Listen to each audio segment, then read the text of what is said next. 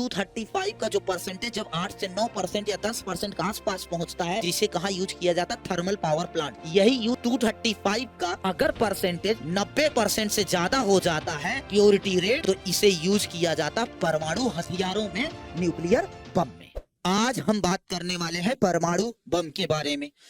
ये जो nuclear bomb है, जो परमाणु बम होता है, यह इतना घातक कैसे है, इसके बारे में हम जानेंगे।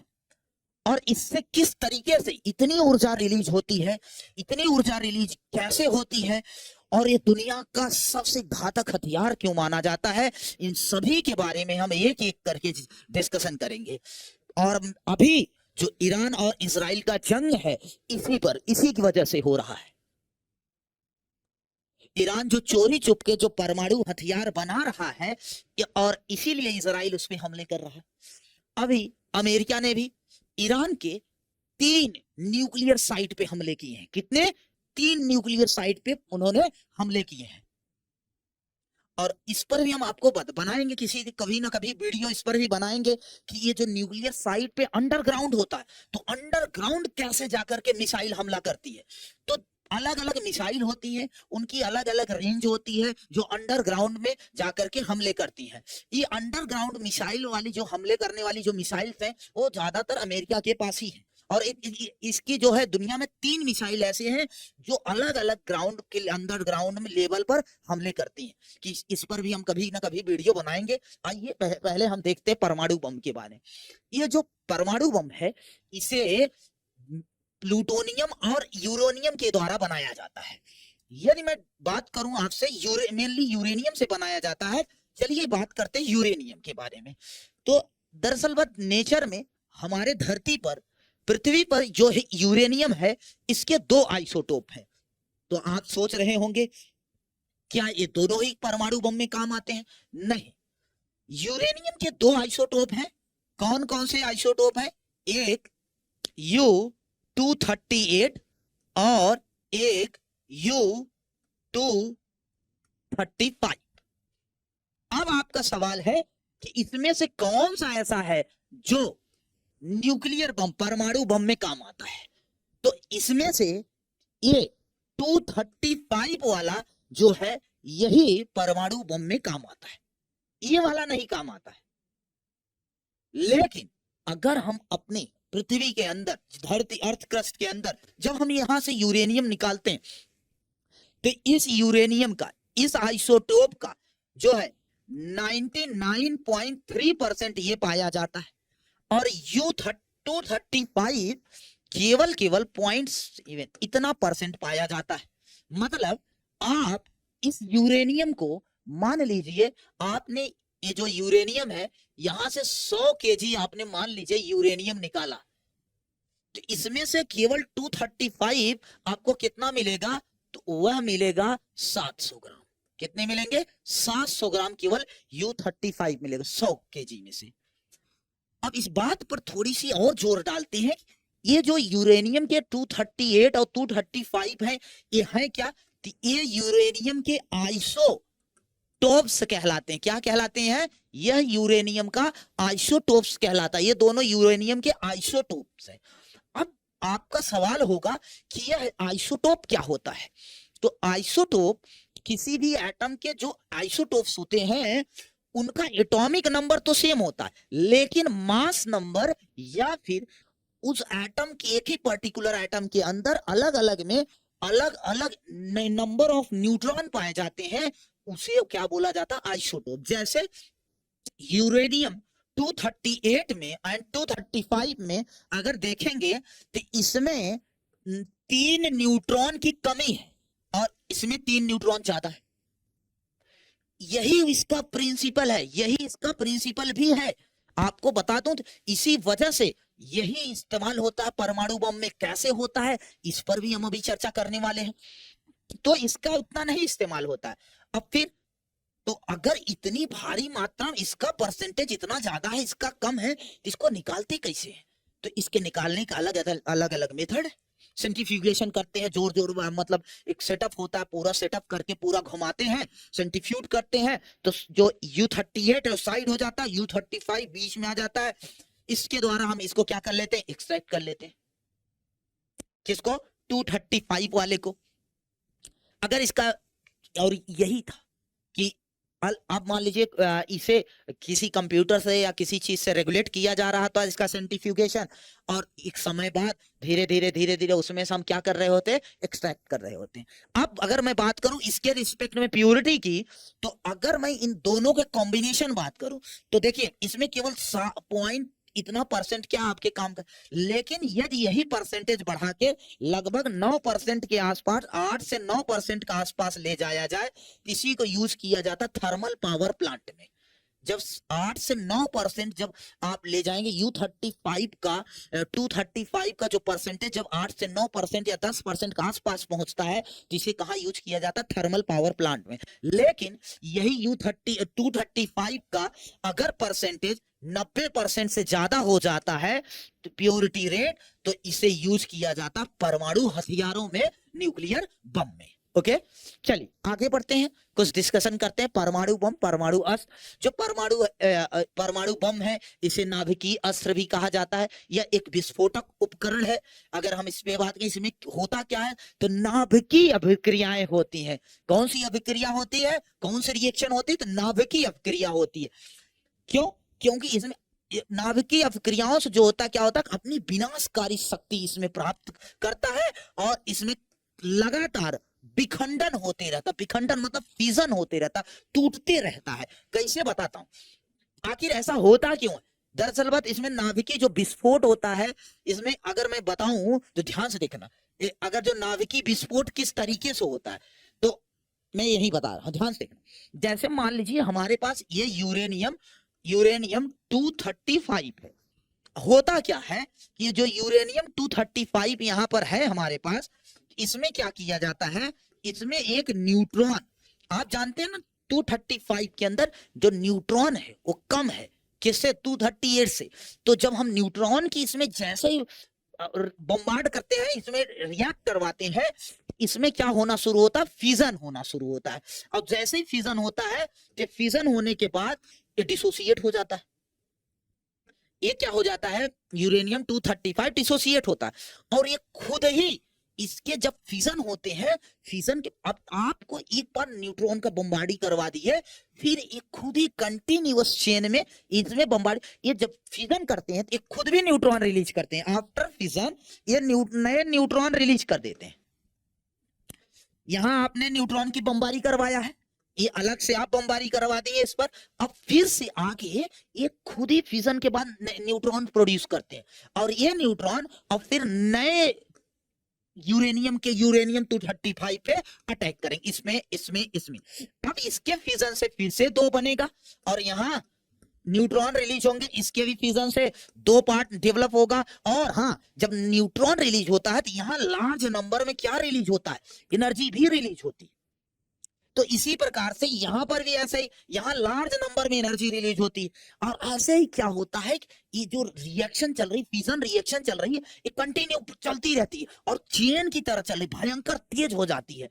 अब ये क्या होता है? अभी आपको मैं इसका चित्र दिखाऊं तो ये ऐसा, इधर देखिए, ये ऐसे, अब इसके अंदर कंटिन्यू चलता रहता है, कंटिन्यू। आपने स्ट्रक्चर और भी दूसरे भी देख रखे होंगे, जैसे आपने ऐसे चित्र देख रखे होंगे, अगर आप देख पा रहे हैं तो ऐसा चित्र आपने देखा होगा, स्ट्रक्चर देखा होगा। तो होता क्या है?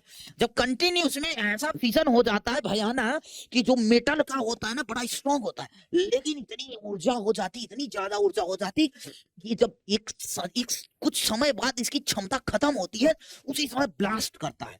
जब ब्लास्ट करता है, अगर देखोगे तो कुछ इस तरीके से मशरूम टाइप का जो है स्ट्रक्चर बनाता है, और इसको लगभग 600 फीट ऊपर से ही मतलब फोड़ा जाता है।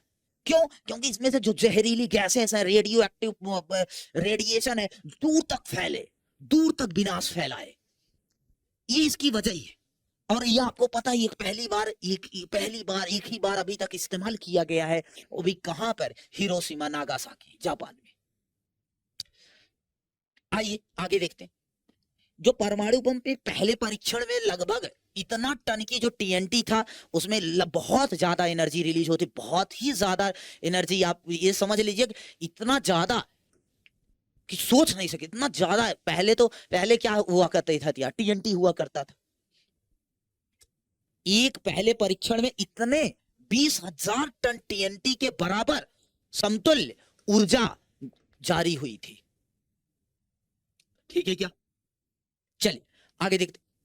सबसे पहले हम परमाणु बम की बात करते हैं। क्या एक विस्फोटित होने वाला पदार्थ यूरेनियम या हमने बता दिया आपको प्लूटोनियम होता है।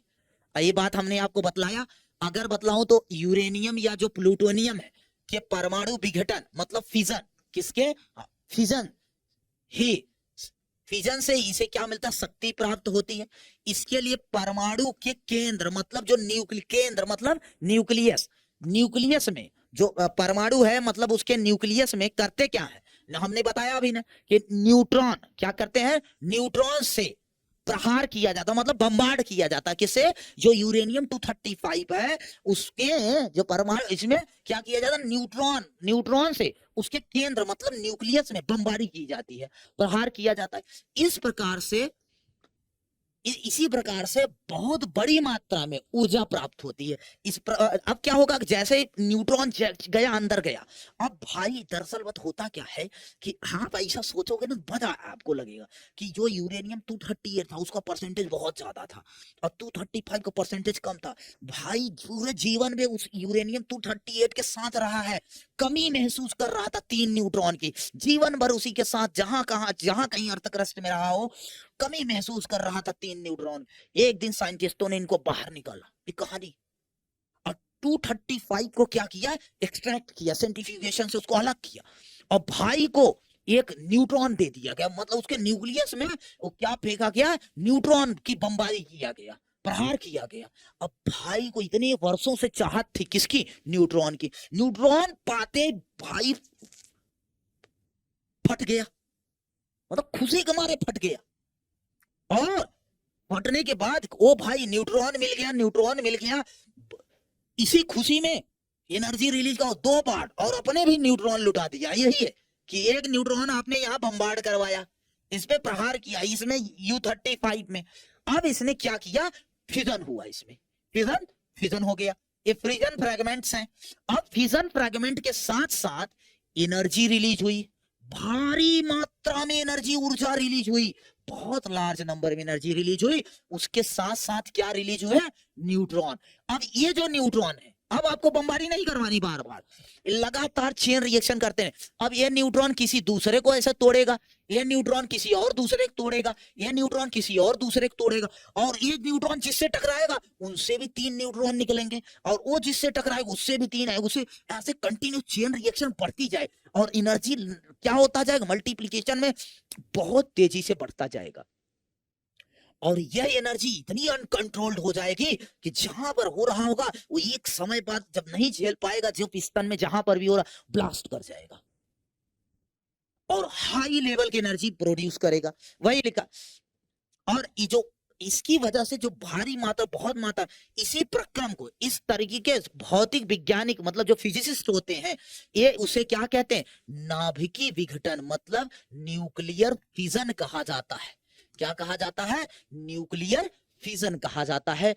परमाणु के नाभिक के अभ्यंतर में जो न्यूट्रॉन होते हैं उन्हीं से, मैंने बताया ना कि अब नहीं नए न्यूट्रॉन की जरूरत है, अब यही न्यूट्रॉन रिलीज करेंगे, उन्हीं से ही न्यूट्रॉन मुक्त होते हैं। और यही जो ये नए न्यूट्रॉन्स हैं ये अन्य परमाणुओं पर प्रहार करेंगे और फिर उनका भी विघटन करेंगे। ऐसे लगातार ये फिर अन्य परमाणुओं पर विघटन करेंगे। इसी प्रकार से श्रृंखला की जो क्रियाएं हैं लगातार चलती रहेंगी और परमाणु बम की अनियंत्रित श्रृंखला, जो अनियंत्रित अनलिमिटेड श्रृंखला जो चेन है, इसके फलस्वरूप भीषण प्रचंडता के साथ परमाणु का विस्फोट हो जाता है, बहुत भयानक लार्ज नंबर में ऊर्जा रिलीज हो जाती है। यूरेनियम की बात करें, सामान्यतः जो है यूरेनियम में अभी बताया हमने 99.3% जो है U-238 होता है और 0.7% U-35 पाया जाता है। ज्यादातर जनरली यही होता है और ये दोनों एक दूसरे के आइसो डोप है, और जो U38 है इसके विघटन से, इसकी विघटन उतनी सरलता से नहीं होती है और ना ही इससे उतनी ऊर्जा रिलीज होती है। और यही लिखा U35 का विघटन होता है। U35 में U38 की अपेक्षा में 3 न्यूट्रॉन कम रहते हैं। न्यूट्रॉन की इसी कमी के कारण, ध्यान रखना, यही न्यूट्रॉन की, अभी तो हमने बताया, यही न्यूट्रॉन की कमी के कारण U35 का जो है विघटन बड़ी सरलता से होता है। और यही है बेस कि न्यूक्लियर फिजन होता है। न्यूक्लियर फिजन क्यों होता है देख लीजिए, इसमें कितने मेगावाट की एनर्जी, 200 मेगा इलेक्ट्रॉन वोल्ट की जो है ऊर्जा रिलीज होती है, और एक कन्वर्ट किसने में होता है, बैरियम एंड क्रिप्टॉन में, और ये देखो न्यूट्रॉन रिलीज कर दिया। ठीक है, क्या समझ गए आप? देखिए अब इसी प्रकार से जो प्लूटोनियम है, यूथ, अगर हम और भी परमाणु बम काम में आते हैं, जैसे U33 एंड प्लूटोनियम 239 का भी इस्तेमाल किया जाता है, इसके लिए भी विखंडन होता है इसके लिए। लेकिन हाँ, क्रिटिकल मास की जरूर आवश्यकता होती है। किसकी क्या आवश्यक होता है? क्रिटिकल मास का होना आवश्यक है। क्रिटिकल मास जब तक नहीं पता होगा तब तक काम नहीं बने। इसीलिए लिखा, जो श्रृंखला की क्रिया है कम है होती है, शुरू में क्या होती है, जो श्रृंखला की जो क्रिया के चालू करने के लिए जो क्रिटिकल मास का न्यूनतम मात्रा है, यदि जो विखंडनीय पदार्थ की मात्रा यदि क्रिटिकल मास से कम है, यदि क्रिटिकल मास से जो विखंडन मतलब जिसका फिजन हो रहा है, यदि उनकी मात्रा क्रिटिकल मास से कम है, तो न्यूट्रॉन केवल दूर दूर करता रहेगा। मात्रा के धीरे धीरे बढ़ने से, जैसे जैसे जब मात्रा बढ़ेगा, जैसे क्रिटिकल मास से मात्रा बढ़ जाएगी, ऐसी अवस्था में आएगी कि कम से कम एक उन्मुक्त न्यूट्रॉन नए परमाणु पर प्रहार करवाना पड़ता हमें और विघटन कर देता। ऐसी स्थिति में पहुंचने पर विघटन क्रिया स्वतः चलने लगती है। एक समय बाद जो फिजन है वो चलने लगती, खतरनाक। और ये जो क्रिटिकल मास है यह गोपनीय होता है। ये किसके पास होता है? जो राष्ट्र परमाणु बम बनाते हैं वे जानते हैं और दूसरों को बतलाते नहीं है कि क्रिटिकल मास क्या होगा। ठीक है क्या? ये आपके लिए ये न्यूक्लियर वेपन दिखाया गया है कि फिजन किस तरीके से होता है। यहाँ पर वही है, एक एक्सप्लोजन होता है, यहाँ से न्यूट्रॉन होता है। अब एक हॉलो यूरेनियम की एक बुलेट होती है, आगे जाती है, ये आगे यूरेनियम का एक टारगेट रीजन होता है, उससे जाकर के क्या होता है, हिट हो जाता है। उसके बाद यहाँ पर रिएक्शन स्टार्ट होती है। और इस किसी रीजन को क्या बोलते हैं, जो खाली इसे गन बैरल रीजन बोलते हैं। यह यूरेनियम 235 की जो इतना पाउंड्स, अगर मान लीजिए यदि जो यूरेनियम 235 है इसकी जो क्रिटिकल मास है, यदि मान लीजिए 20 पाउंड है, तो इसे आप 10-10 पाउंड दो जगह नहीं ले सकते। मतलब श्रृंखला, मतलब चेन रिएक्शन को चालू ही नहीं होगी। अगर आप 10-10 पाउंड लेंगे तो चालू नहीं होगी, बल्कि जो 20 पाउंड एक साथ लेने से ही श्रृंखला मतलब रिएक्शन चालू होगी और श्रृंखला क्रिया न्यूट्रॉन की संख्या बड़ी शीघ्रता से बढ़ना शुरू होता है। इसीलिए वो बैरल अभी दिखाया ना कि मान लीजिए 10-10 पाउंड का आपने रखा, तो ये जब तक ऐसे अलग अलग से नहीं चालू होंगे, जब तक 20 पाउंड को एक साथ नहीं आएंगे तब तक रिएक्शन चालू नहीं होगी। तो इसीलिए आगे जाएगा और यहाँ पर जो आगे वाला जो वो है इसमें जाकर के फिट होगा, तब यहाँ पर क्या होगी, चेन रिएक्शन स्टार्ट होगी और यह धमाके के साथ फट जाएगा। क्या इस बात से सहमत? और इससे बहुत ज्यादा भाई रेडिएशन रिलीज होता है। अगर हम इस पर डिस्कशन करें तो अगर देखो, ध्यान सुनना, मैं आपको बताता हूं इसमें क्या क्या रिलीज होता है, तो याद रखना, ध्यान सुनना, बहुत खतरनाक। मान लीजिए इससे जब भी इसका विघटन होता है, इससे आपको क्या मिलती है, एक तो एनर्जी मिलती है आपको, ध्यान रखना, और दूसरा लार्ज नंबर ऑफ एनर्जी हमें यहां से देखने को मिलती, और यहां से बहुत हानिकारक रेज प्रोड्यूस होती, जैसे एक्स रेज और गामा रेज ये प्रोड्यूस होती हैं। और उसके अलावा ये सभी रेडिएशन इमिट करती हैं। एक बार का सवाल है कि रेडिएशन एब्जॉर्ब कौन करता है, तो रेडिएशन एब्जॉर्ब करने वाला कौन होता है, पोटेशियम आयोडाइड होता है। कौन होता है? पोटेशियम आयोडाइड होता है। और इसी परमाणु के हथियार पर इसी के लिए इतने भारी मात्रा में अभी जो है इजराइल और जो ईरान है इनके बीच में ये जो जंग छिड़ी हुई है इसी वजह से छिड़ी हुई है। अब ऐसे जो हाइड्रोजन बम है ये सभी चीजें हैं, इनका जो परीक्षण है और इसके लिए बहुत सारे रोक लगाए गए हैं। इन सब चीजों पर बहुत ज्यादा मतलब रेस्ट्रिक्शन है। ऐसे ही कोई देश परमाणु हथियार नहीं डेवलप कर सकता है, इसके लिए सैंक्शंस लगा दिए जाते हैं। अब बहुत सारे देश इससे पीछे हट जाते हैं, बहुत सारे देश यदि पीछे नहीं हटते हैं तो उनसे यही अभी जंग जैसे शुरू है वो चल रही है। बहुत सारे देशों ने परमाणु हथियारों पर काम किया है, फिर उसे छोड़ भी दिया है। इसकी वजह क्या है? इस पर अलग अलग टाइप के अलग अलग देशों ने सैंक्शन लगा दिए कि नहीं आप ही परमाणु हथियार नहीं बना सकते। ये सब बहुत सारी कहानियां हैं, इतिहास है, हम कभी इस पर और डिस्कस करेंगे। तब तक के लिए धन्यवाद। Thank you.